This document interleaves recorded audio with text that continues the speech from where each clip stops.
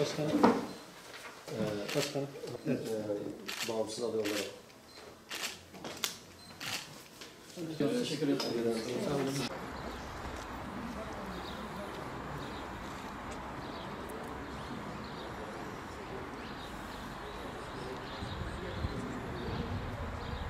Fotoğraf alıcı.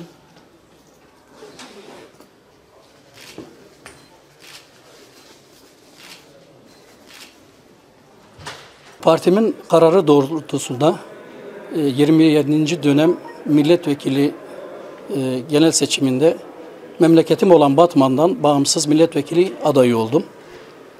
Gönül isterdi ki birbirinden değerli 5 adayımızla birlikte parti olarak, Hüdapar olarak Batman'da seçimlere girelim.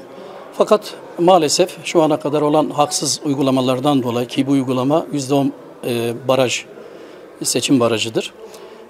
Daha önce %10 seçim barajını mecliste koalisyonlara muhtaç olmayalım diye, yönetimde istikrar olsun diye alınmıştı, konulmuş bir uygulamaydı. Fakat yeni sistemle birlikte, yani yeni Cumhurbaşkanlığı sistemiyle birlikte koalisyonlara muhtaç olma diye bir durum söz konusu değildir.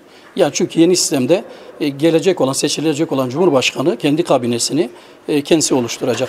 Neticede böyle bir risk yok. Ama buna rağmen seçim barajını haksız ve seçmenin iradesine ipotek olan o seçim barajını haksız olan uygulamayı kaldırmadılar maalesef.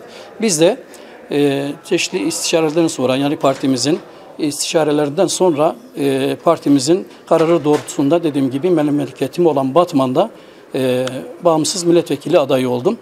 Rabbim hayırlara vesile kılsın. Hem partim için, hem memleketim için, Batman'ım için, Batman'ımız için hayırlara vesile olsun inşallah diyorum. Hüdapar'a olan gerçekten teveccüh çok fazla.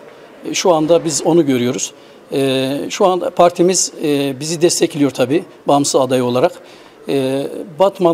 Batmanlı hemşerilerimden destek ve dua bekliyorum inşallah.